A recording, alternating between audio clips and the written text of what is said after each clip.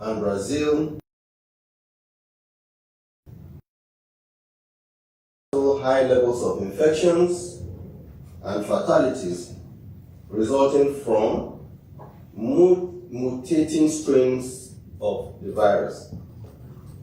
In the domestic environment, the economy is expected to remain on current trajectory of recovery in 2021, mirroring the cautious optimistic trend in global output recovery.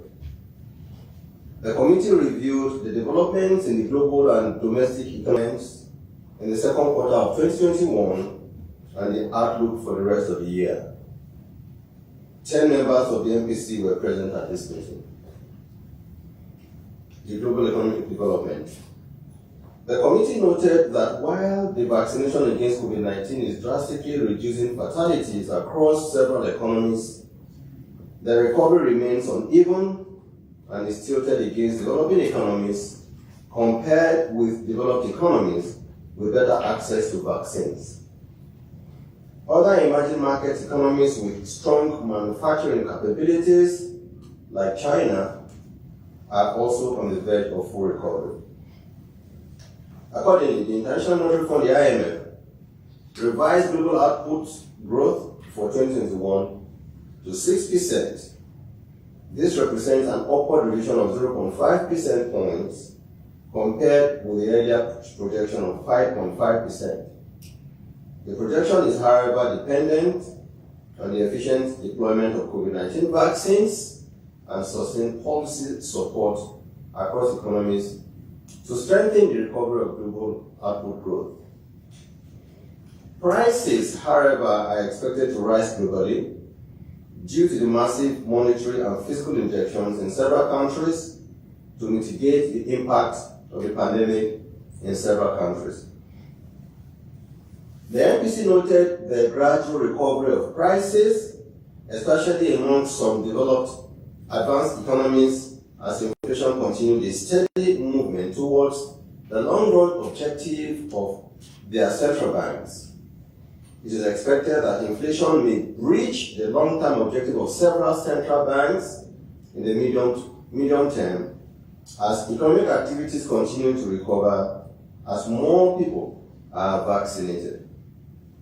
In several emerging markets and developing economies, however, inflation has remained relatively high, with some economies confronted with significantly higher inflationary pressures than others because of legacy structural issues, capital flow reversals, and unabating exchange rate pressures. The prevailing conditions in the global financial markets remain relatively stable as central banks sustain monetary accommodation. There are, however, growing indications that monetary policy normalization may commence amongst some key central banks by the fourth quarter of 2021. The timing and pace of this normalization must, however, be carefully managed to mitigate the risk of a financial crisis post-pandemic. Domestic development. Available output data from the National Bureau of Statistics, the NBS, showed that real gross domestic product, the GDP, grew by 0.51% during the first quarter of 2021 compared with 0.11 and minus 3.62% during the fourth quarter and third quarter of 2020, respectively. Real GDP was driven largely by the non-oil sector, which grew by 0.79% during the first quarter of 2021, compared with 1.69 and minus 2.51% during the fourth quarter of 2020 and third quarter 2020, respectively. The major drivers of the non-oil GDP were agriculture and industry, with sectoral growth rates of 2.28% respectively during the first quarter of 2021. Whereas agric declined by 1.14 percentage points from 3.42% during the fourth quarter of 2020. Industry, supported by growth in manufacturing and construction, grew by 3.3 percentage points from minus 0.25% during the fourth quarter of 2020. The sectoral contribution of services to GDP, however, contracted from 1.31% during the fourth quarter of 2020 to minus 0.39% during the first quarter of 2021. The oil sector contracted further by minus 2.21% during the first quarter of 2021 from minus 19.76 and minus 13.89% recorded during the fourth quarter of 2020 and third quarter of 2020 respectively. The weak performance in the oil sector is largely attributable to the decline in production in compliance with the OPEC Plus production cut agreement. The committee noted the marginal growth in the manufacturing purchasing managers index to 49.0 index points in April 2021 from 48.8 index points in March 2021. This increase is a lead indicator of recovery of output growth following the easing of restrictions to curtail the spread of the pandemic. The non-manufacturing PMI, however, declined marginally to 47.3 index points in April 2021 compared with 47.9 index points in March 2021.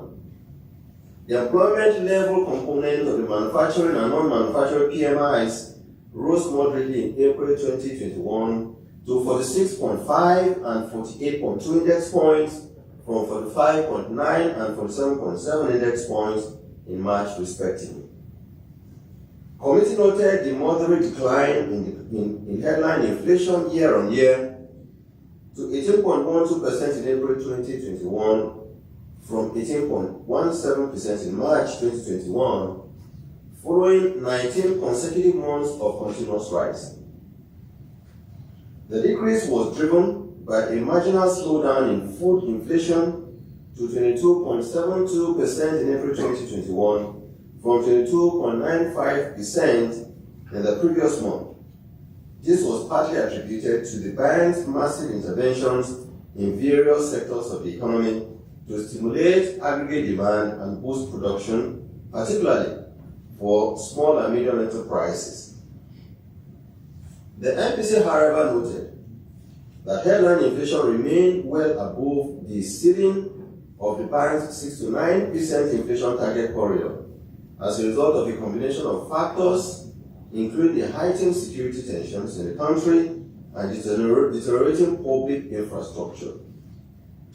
As a result, the bank expressed its support to the federal government's commitment to tackle insecurity, as this will improve the business environment and encourage economic activities to rein in inflation. MPC was also mindful of the impact of exchange rate pressures resulting from capital flow reversals associated with COVID-19 shock as investors search for safe havens. It, however, applauded excellent measures by the bank in ensuring both liquidity and stability in the foreign exchange market, as well as moderating the exchange rate pass-through to inflation. On the performance of the monetary aggregate, committee noted that broad money supply M3 grew by 1.15% in April 2021 compared with 0.04% in March 2021. This development was largely driven by growth in net domestic assets NDA, while net foreign assets NFA contracted. The growth in net domestic assets reflects the growth in aggregate credit supported by the ongoing broad-based monetary and fiscal stimulus. Accordingly, gross banking sector credit at the end of March 2021 stood at 23.53 trillion compared to 22.86 trillion at the end of December 2020. This represents an increase of 0.85 trillion year to date, of which commercial and merchant banks disbursed 0.66 trillion, microfinance 0.13 trillion, development finance intervention 0.05 trillion, and primary mortgage banks and finance companies 0.01 trillion naira. The liquidity condition in the banking system in the review period was determined by several factors, including fiscal disbursements and withdrawals by states and local governments, periodic CRR debits, foreign exchange interventions, open market operations, and maturing CBN bills, the net effect of which imposed liquidity constraints on the banking system. Accordingly, the monthly weighted average interbank call and open buyback rate (OBB) rates rose to 15.26% and 14.58% in April 2021, from 1.8 and 1.5 in March 2021, respectively. The committee noted the moderate decline in the equities market year to date, as the oil ship increased by 1.97% to 38,287.58 on May 24, 2021, from 49,045.13 on March 30, 2021. Similarly, market capitalization decreased by 4.3% to 19.96 trillion on May 24, 2021, from 20.82 trillion in February 26, 2021. The MPC noted that the capital adequacy ratio and the liquidity ratios both remain above their prudential limits at 15.8 and 38.9%, respectively. The non-performing loans ratio (NPLs) at 5.89% in April 2021 showed progressive improvement compared with 6.6% in April 2020. The MPC, however, urged the bank to sustain its tight prudential regime to further reduce the level of non-performing loans in the industry. The committee noted the external reserves declined marginally to 34.17 billion as at May 21, 2021, from $34.29 billion as at the end of April 2021. This reflects sales to the foreign exchange market and third-party payments. Our outlook. The optimism for medium-term macroeconomic recovery in both the global and domestic economies is slow but steadily growing, even as some level of uncertainties are still present. This is due to the unabating COVID-19 pandemic in some countries, such as India and Brazil, caused by mutation of the virus into more fatal strains.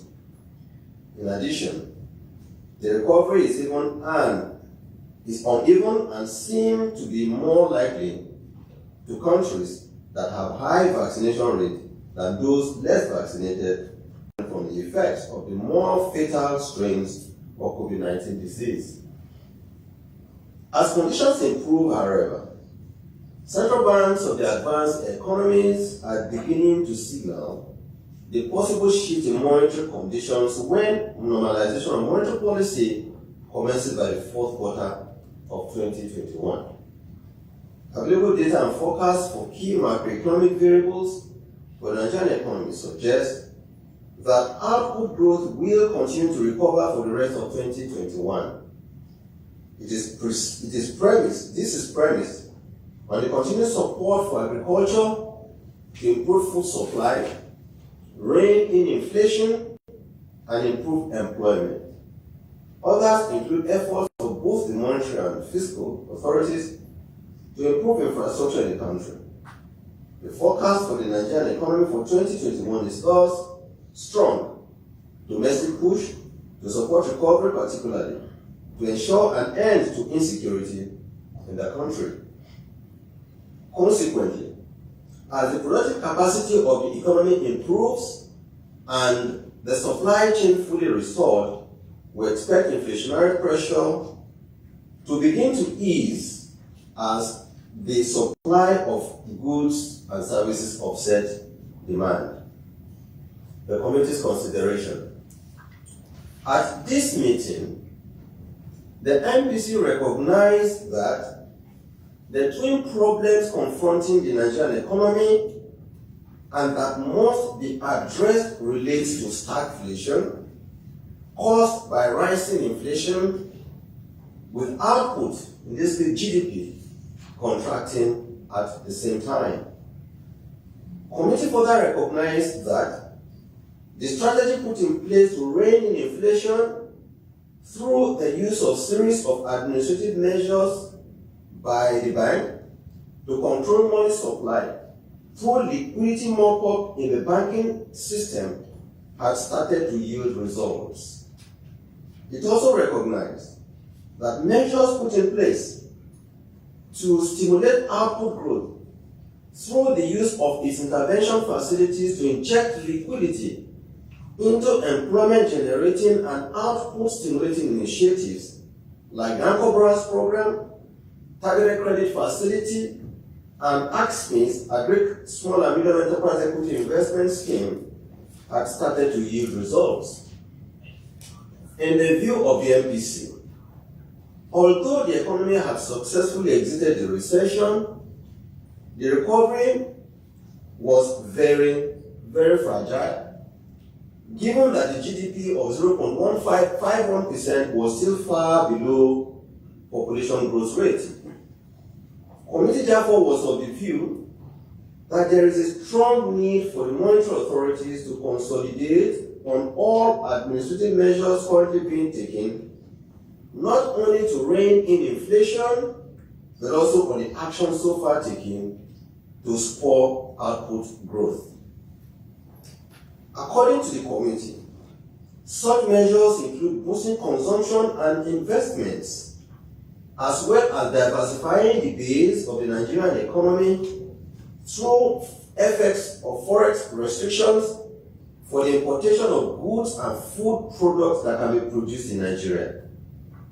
It also urged the bank to continue to put in place measures that will boost export earnings in Nigeria. On the consumption and investment side, MPC noted that although the intervention facilities to Agro-based program currently at 631.4 billion to 3.1 million smallholder farmers cultivating 3.8 million hectares of land. For the ACSMIs, about 111.7 billion to 29,026 beneficiaries. For households under the targeted credit facilities, about 253.4 billion naira to 548,345 beneficiaries, comprised of 470,969 households and 77,376 SMEs, have helped in boosting output. Management should therefore aggressively continue increasing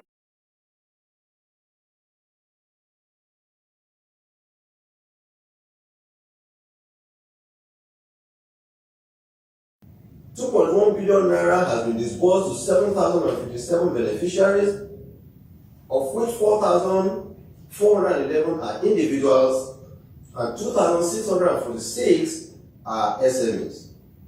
Under the Creative Industry Financing Initiative, the CBN has disbursed 3.19 billion naira and to disburse to 341 beneficiaries across distribution, music, and the software development sectors.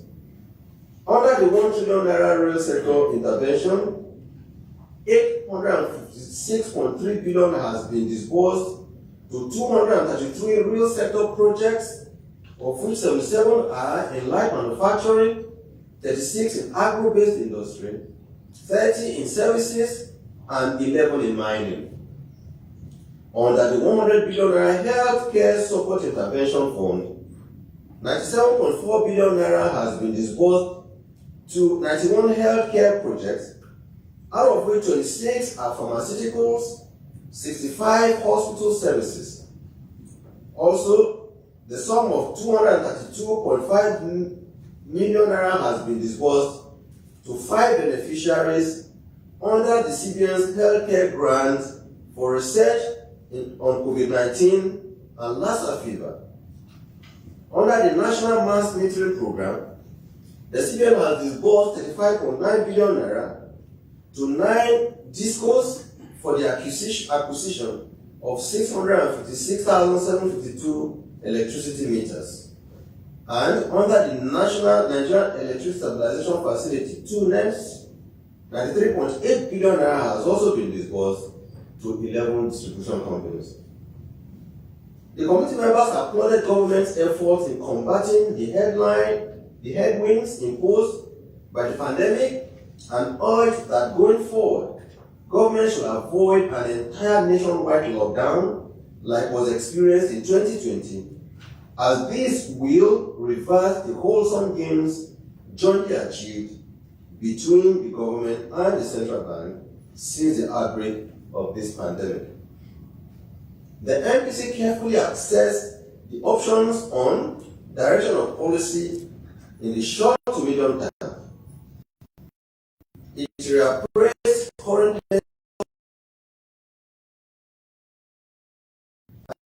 preparedness of relevant public health agencies to guard against the spread of the mutating strains of the virus. To this end, the committee noted the appropriate steps taken by the government to ensure that up to 70% of the populace get vaccinated to drastically drive down the infection rate in the country and hence sustain economic activities. Committee noted the persisting security crisis, especially in major food production, and the severe toll on food supply and prices. It noted that inflation had moderated marginally due to the unrelenting efforts of the bank in supporting agriculture to boost food supply. The committee thus reiterated its call to the government to intensify various efforts towards addressing the security situation in the country to ease supply bottlenecks and bring down food prices.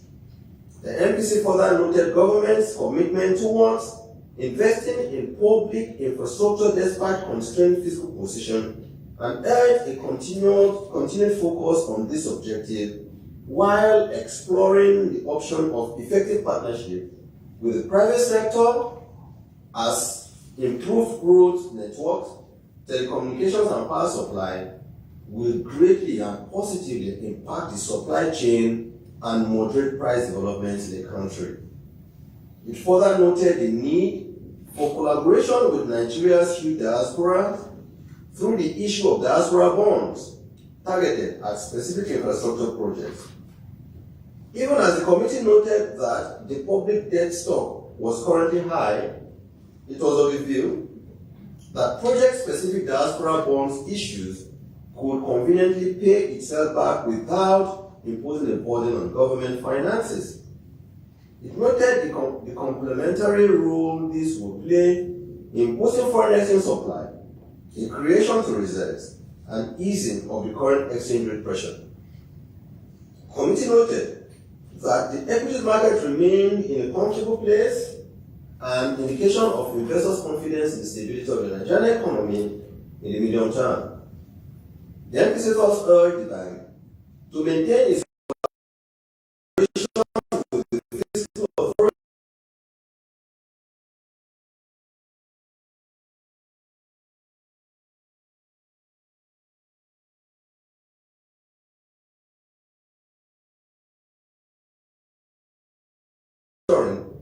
a reasonably low level and steadily reducing rate of non-performing loans, even as aggregate credit continued to expand through this crisis period. While non-performing loans remain marginally above the bank's regulatory threshold, members noted that it was at a reasonable level considering the current state of macroeconomic imbalances occasioned by the pandemic. Committee's decision. The recent developments in options to the MPC, which were to either aggressively address the high inflationary pressure or continue to pursue measures aimed at supporting this recovery.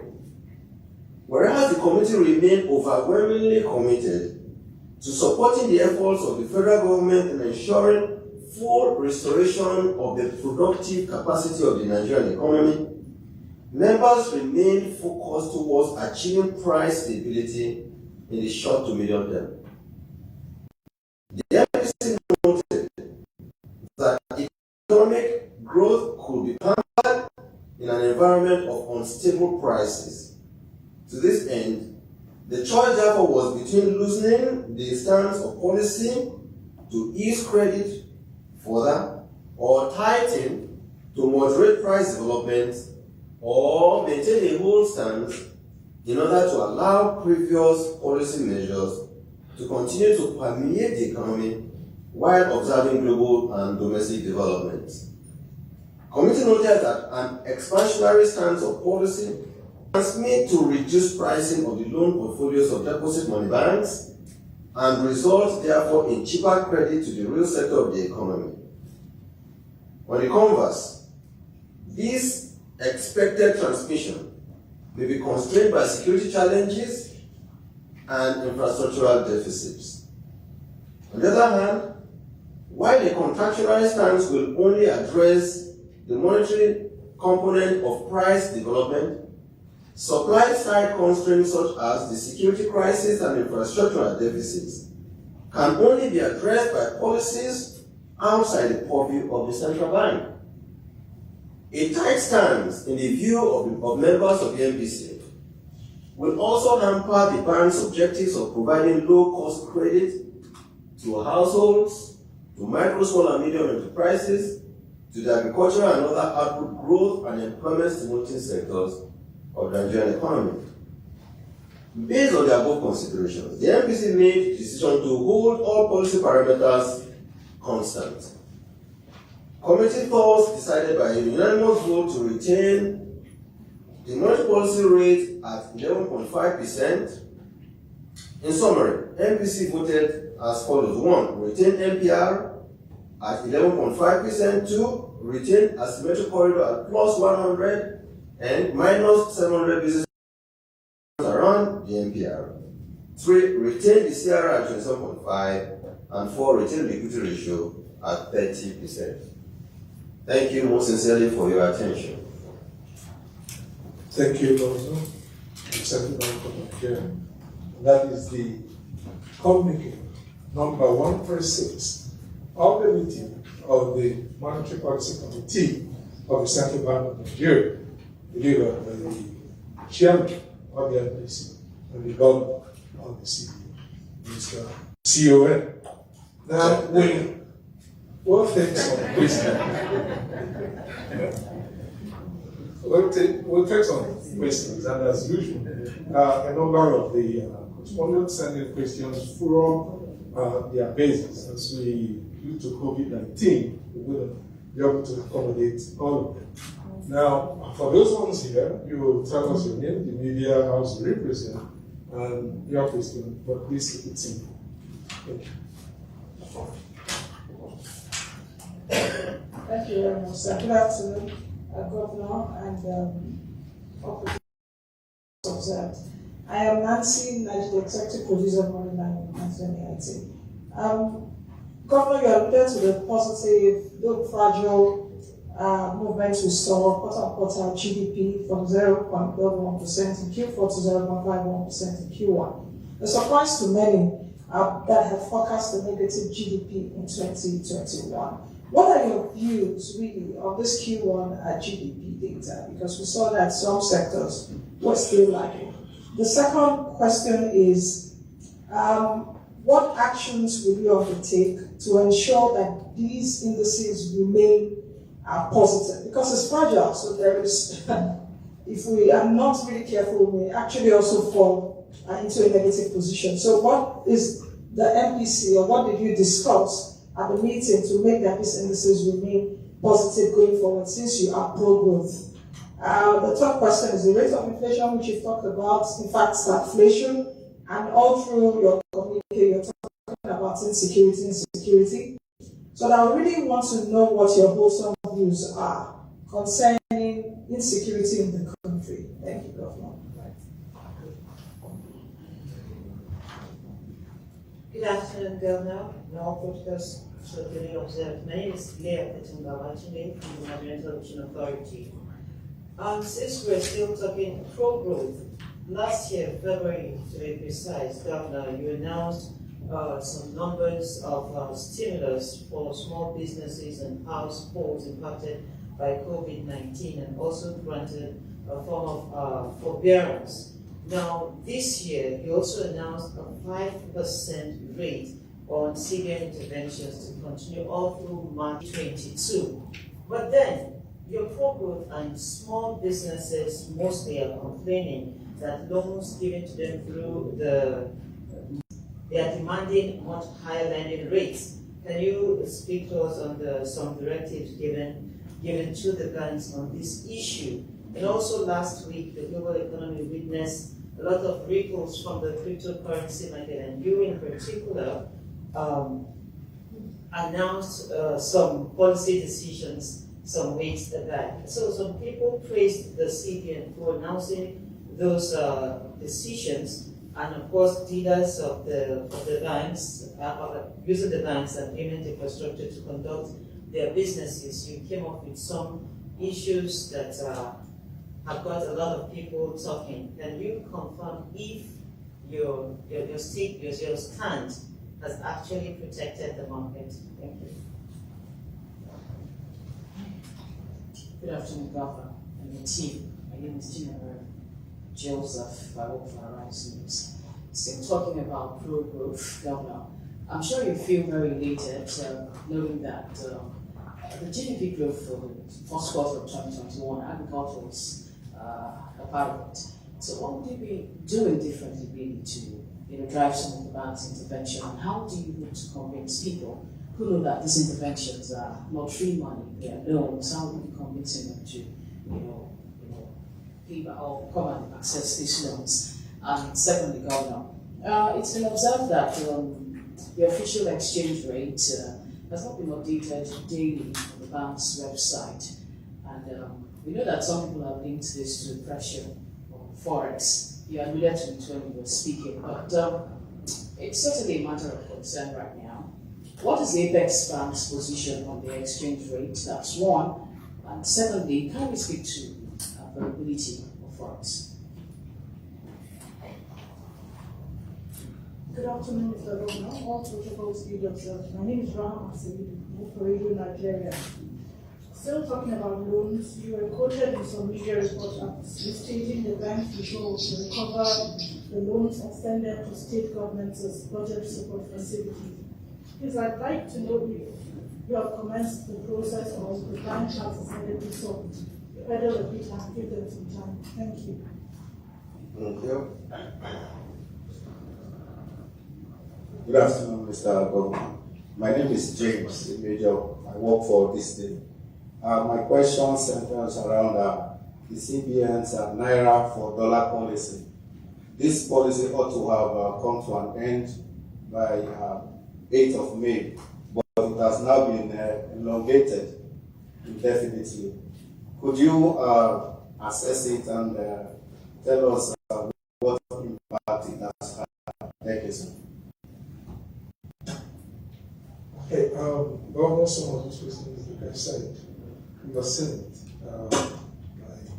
The first person here is Collins Wednesday of the Nation newspaper. And he was questioning, following recent development in the cryptocurrency space, do you feel somewhat professionally vindicated, given that the narrative had been that the CBN was anti-Nigerian youths? And he also sent this other question. In Ekiti State recently, where you faulted claims of imbalance in the bank's intervention schemes. You may want to throw more light on that, especially given the issues raised from the South-South geopolitical zone. The next question, Governor, is coming from Abdul Wahab Isa of the New Telegraph. And he says, the NBS in April released the inflation figures of 18.12%, showing a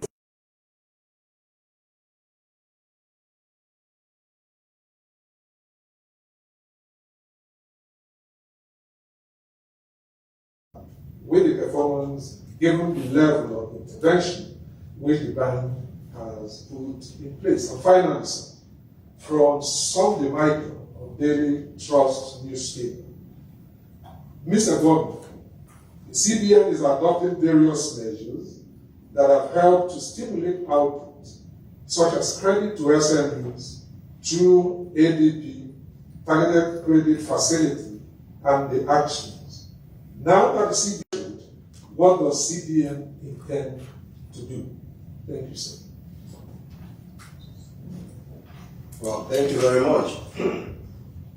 Well, the first question by EIT Nancy talked about the fact that we're happy that we exited recession. Inflation sort of has begun to, it has hit its plateau, and we are beginning to see a situation where inflation will begin to trend downwards. And at the same time, that GDP is growing, though remains very fragile. There are some people still express surprise about it, and then asking for our views by saying what are our views and what are we going to continue to do to ensure that these indices remain strong going forward. I think it's important to say is that for us at the Central Bank of Nigeria, we are not surprised. We are not surprised because, if you recall, Nigeria is just one country that is peculiar for what is I call a situation that is out of the ordinary. Out of the ordinary because you find Nigeria amongst several countries being one country that is challenged by stagflation. Stagflation is a situation where inflation is running high, prices are running high, and at the same time, output growth, in this case the GDP, is contracting. And if you understand how this works, you will find that as Monetary Policy Committee, your core responsibility is to rein in inflation by ensuring that you keep supreme your price and monetary stability mandate. On the other hand, and to do so means that you have to tighten to be able to rein in inflation. On the other hand, government is confronted, or the economy is confronted by a contracting output where growth is negative. And the normal way in economics you would want to really recover from a contracting economy is to stimulate the economy with a lot of easing and injecting liquidity into the system to stimulate consumption and investments, increase government expenditure, right? Increase export earnings, and possibly see what you can do to reduce your imports. That is basically the definition of output growth. Y equals C plus I plus G plus X and minus I. That is what you need to do, right? So you find that in doing this, you are seeing situations where the objectives of the goal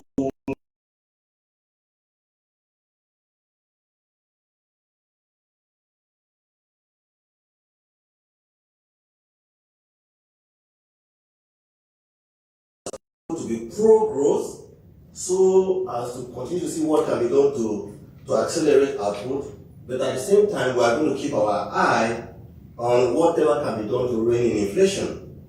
And in doing this, what did we say?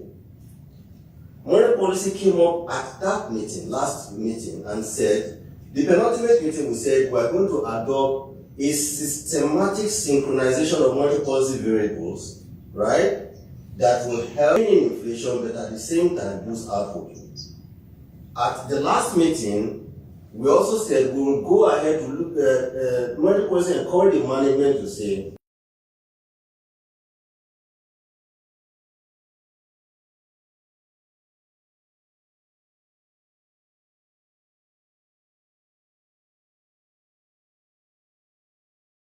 the money supply that will help to control inflation, while at the same time, because what you will find is when you rein in inflation by open liquidity is that it becomes constraining. But at the same time, on the output side, what should we be doing? Let us use our development finance tools to boost output by ensuring that liquidity and people, some say, oh, they expected the output to be negative. I had heard some comment by somebody from LCCI, Lagos Chamber of Commerce, saying, "Oh, what is happening? That manufacturing has not seen enough impetus to begin to say that that the output growth should be positive." But let me give you some numbers. Like I read at the communique, when the pandemic struck effectively, we said all CBN intervention facilities will now go at 5%. And what we did is also expand that in 2021 into March 2022. We asked banks to restructure some of the facilities of companies and businesses that may not be able and that have been impacted adversely by the pandemic. We provided stimulus by saying that we're putting in place, at that time we initially started 100 billion for targeted first credit facility, increased it to 150 billion. At the last meeting it was increased to 300 billion because we saw the positive effect this was having on consumption expenditure. Right? We also to say that for the health sector, we'll make available stimulus of about 100 billion for some of our pharmaceutical industries that have gone moribund to come back alive, or even expand some of the plans of the existing ones. Or our hospitals to see what can be done to retool our hospitals so they can provide health facilities. These are all stimulus that are meant to stimulate consumption expenditure.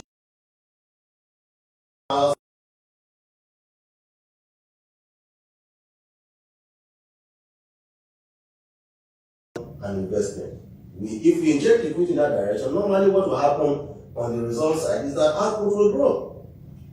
Okay? We understand government constraints, but at the same time, we're doing everything as well to see what can we do to ensure that goods that can be produced in the country are produced so as to constrain imports and make it difficult for people who want to source forex to bring those things. So those are the things that so it is science. For us, it is science to expect that what happened or what is happening now is happening or has happened.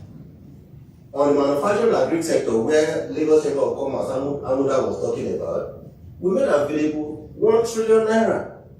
Out of the 1 trillion naira, we disbursed so far 856 billion naira to 77 light manufacturing, 36 in agro-based industries, and 30 in services and 11 in mining. These are targeted interventions to support, like we said, employment, stimulating and output generating sectors of the economy at intervention rate of 5%.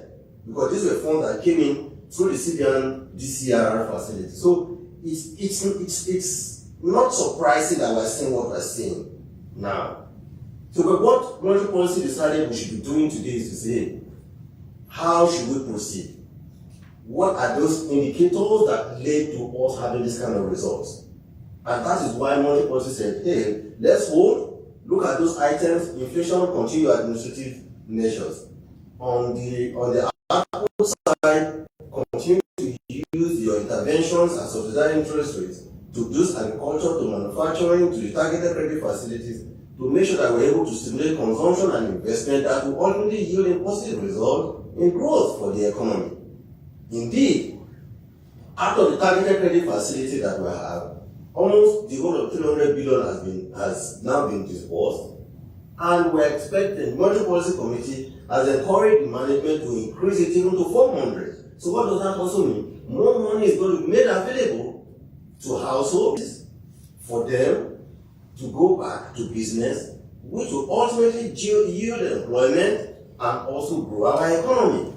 So for us, it's not science. So when people begin to say they doubt or what numbers NBS is releasing, I think they are speaking from a position of being uninformed about what is happening in the Nigerian economy. I've always often said that the CBN possesses the data, and we have data. As we have the data, we'll read the data to Nigerians for Nigerians to see what we are doing. So what we do expect is that people or policy analysts should ask or demand for data on the basis of their conclusions, and not for them to making disparaging comments that tends to create problems for the managers of the economy.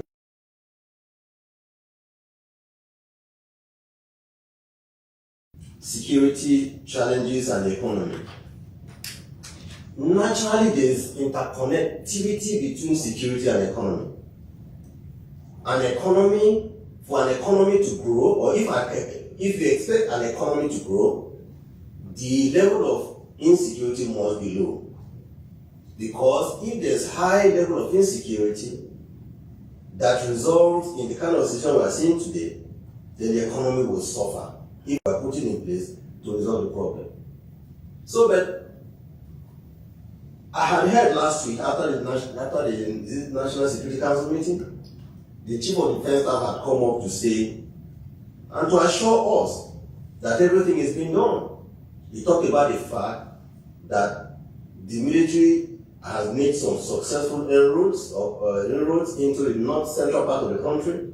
Indeed, I was reading newspaper yesterday where the people from Niger State and the governor were saying they have seen some improvements in the level of security in the state, which tends to confirm what the Chief of Defense Staff talked about.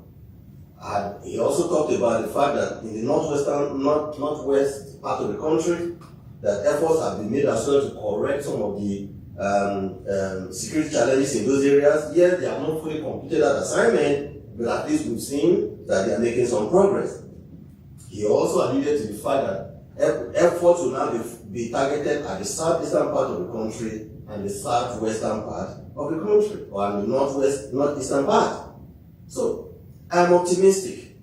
Security institutions are doing their best to tackle insecurity. And I must say this, Nigerians know that about 3 years ago, the federal government of Nigeria and the United States government signed a pact that resulted in a government-to-government acquisition of military equipment, out of which we're expecting at least 12 Tucano aircraft or fighter planes that will help us combat security. LCs were opened to the Central Bank of Nigeria and funds were remitted to the United States government. I'm aware that at least 6 of those Tucano aircraft are going to be coming in the months of July and August.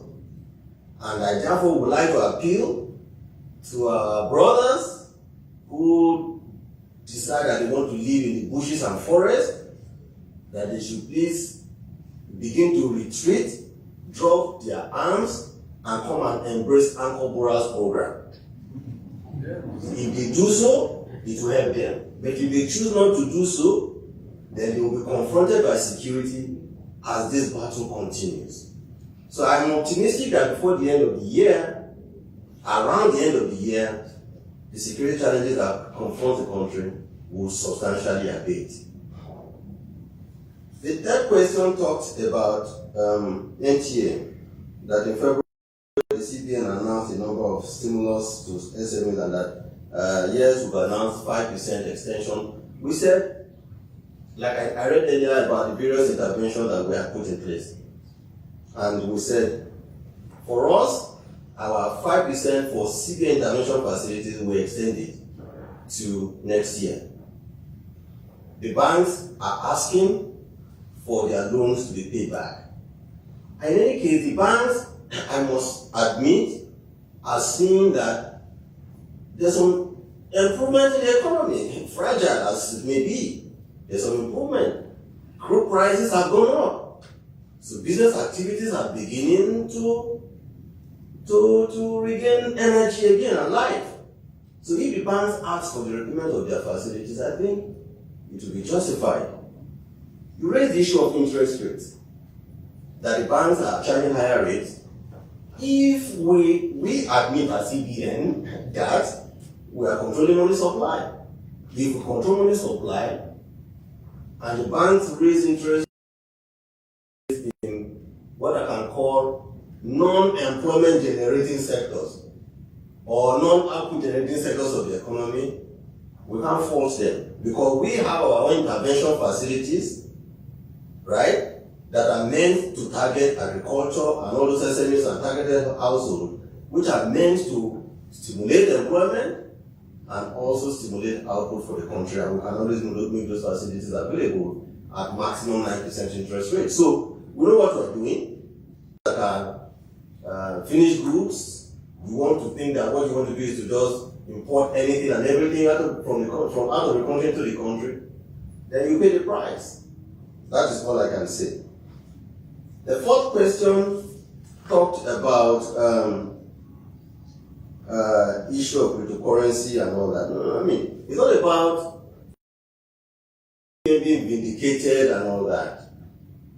See, we have carried out our own investigation, and we found out that a substantial percentage of what our people are getting involved in cryptocurrency, that it is not the best.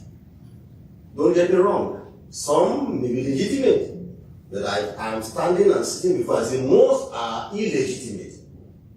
And I will corroborate that. Under cryptocurrency and Bitcoin, Nigeria comes second, right? But in the global size of the economy, Nigeria comes 27th. So do you think that there is some correlation? Why would you notice that between second and 26th, they will allow you to grow your cryptocurrency business to second position? Do you understand? If there was something, if what is inside it is a big deal that is going to profit everybody, it's not that simple. We are still conducting our data, we'll make our data available. But what I'm saying is, of course, we saw it that the market collapsed. Elon Musk, when it came about, said he tweeted initially sometime about the time we said our banking and payment infrastructure will no longer be available for cryptocurrency transaction. He tweeted he was going to invest, is it 1.5 or $50 billion in crypto? $1.5 billion in crypto, and the rate went to the highest roof. And he now tweeted again and raised a few concerns, and the thing plunged. Elon Musk himself has decided that he will no longer deal in cryptos. So, if the man who felt it was good suddenly decides to say it's no longer good, and then you, that you think you are dealing in. So I was confronted at National Assembly by somebody said, Central Bank Governor, I deal in $50 million in crypto per week. I said, $50 million per week? Where did the dollar come to? Through which bank did the dollar of $50 million per week flow through? And he was looking at me because those dollars did not come into the Nigerian economy. If it doesn't come to the Nigerian economy, I have no reason to believe that it's a legitimate business. Otherwise, if you feel it is money that is legit, $50 million per week, you sit in your house and use computer to do whatever you are doing, and you say if you transfer $50 million per week, bring it, let the world see it, so that we can really support you in this transaction. But don't forget, those who invented crypto said it is encrypted. When they say it is encrypted, it means that whatever is happening between me and you is only known to the two of us. And you know what? In case I defraud you, because it's encrypted, you can't even disclose my name. You can't even get your money back. That is not what a responsible central bank will support. I've heard about digital currency. We are committed to CBN, and I can assure everybody that digital currency will come to life even in Nigeria. Now, that recently the exchange rate on our website here, that we did a somersault. We didn't do a somersault, we know what we're doing. We found out that we were no longer dealing in this so-called CBN official rate. All transactions are benchmarked against the NAFEX. I had read in some places where some said, it's because we had depreciated the currency or stuff and all that. And I came out and said, we did not depreciate the currency. The market, Nigeria still operates a managed float regime, where CBN will observe the market. As it deems fit, depending on its direction of where it thinks the market will be, will intervene in the market to control exchange rate in the market. That's what we're doing. So if you now see again that CBN has written, where it was CBN official rate at 380, it has now become NAFEX. That NAFEX that you see today of 410, tomorrow will be 409, the next day will be 411, the third day will be 412, and the next day comes to even 400, because we are monitoring the market. So it is not fixed, but it's not floating, so I don't misunderstand what I said it's floating. We are still running a managed float, where we are monitoring the market and seeing what is happening for us to ensure that the right things are happening for the good of the Nigerian economy. Somebody talk availability of forex. Gentlemen, $34 billion or $35 billion can support almost close to about 9-10 months of Nigeria's imports and goods or services. I don't know why anybody would worry, and I can only just assure you that we are doing everything to ensure that the Central Bank of Nigeria is able to fund all legitimate domestic import obligations of people who need foreign exchange. And we are not going to share our responsibility in this area. Radio Nigeria said that I was quoted by the media as on this issue of state government that don't pay their loans. You know, there are two things, like I said, two aspects to this.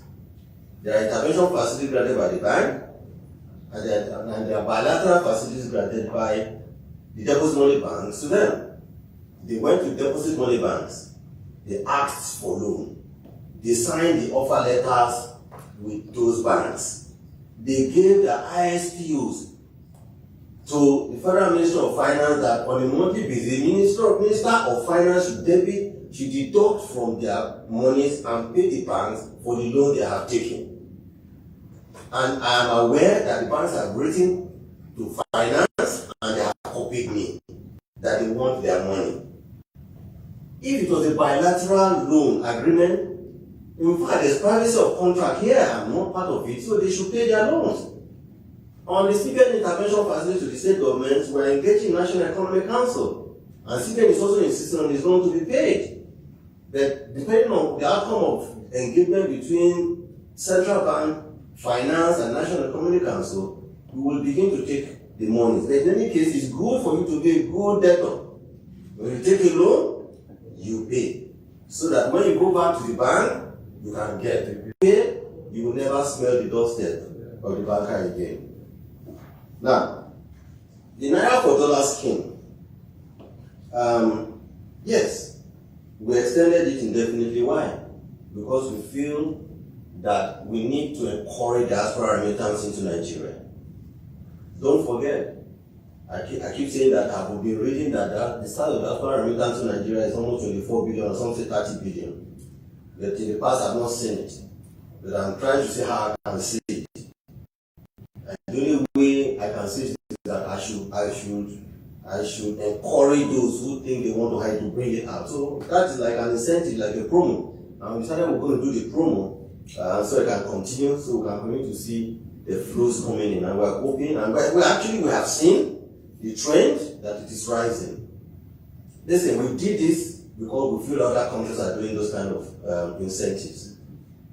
Pakistan, Bangladesh, on a monthly basis, they collect close to $2 billion on that kind of incentive that they put for their citizens in diaspora to inflow monies.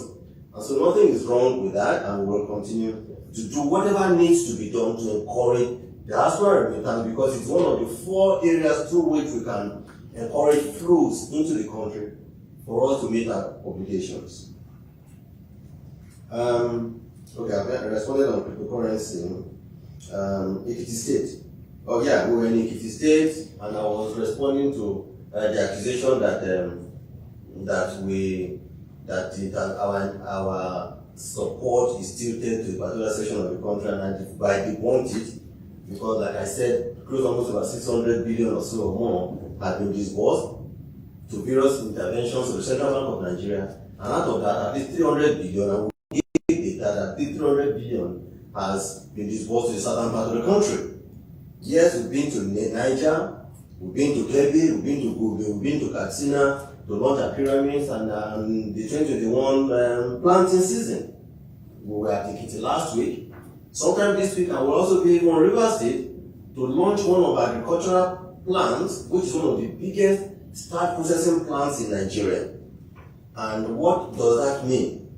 That instead of multinationals like Nestle coming to Central Bank to say that they need foreign exchange to import starch, or to import starch and maybe sorbitol and the rest of them, that this company in Port Harcourt or somewhere in Bayelsa in different parts of the country can also process cassava into starch which the likes of Nestle can buy, and so that will help us to reduce the import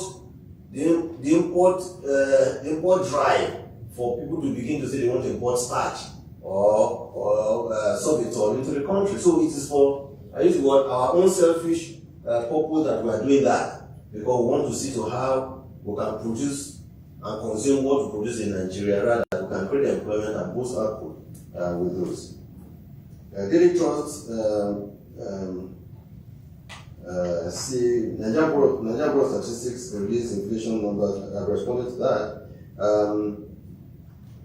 Talked about the CBN is adopting various measures that have helped to stimulate output, such as credit to SMEs, direct credit facility. How now that CBN is attaining the threshold, what does CBN intend to do? Yeah, as long as we find that what we are doing is yielding results, particularly boosting consumption, expenditure, and investments, we will continue to do so. And that is the reason why the policy has given us the mandate to say, look, instead of plateauing at 300 billion, move further to 400 billion and support our households and SMEs for them to really begin to do business. Somebody wants a loan of 500,000 naira and he goes to the bank, can't get the loan.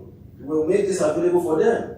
And we have received positive testimonials about how this has helped and impacted positively on the land. In fact, we're going to begin to run a TV documentary to show those who have benefited from it and how it is helping them to create jobs for them and also create jobs for other people. So we'll continue to do any of this is because we believe that it will help our economy to grow and everybody will be happy and jobs will be created and the level of insecurity can reduce. I thank you most sincerely for your attention. We'll see you again in 8 weeks. Thank you. Thank you, Governor. But now we come to the end of this.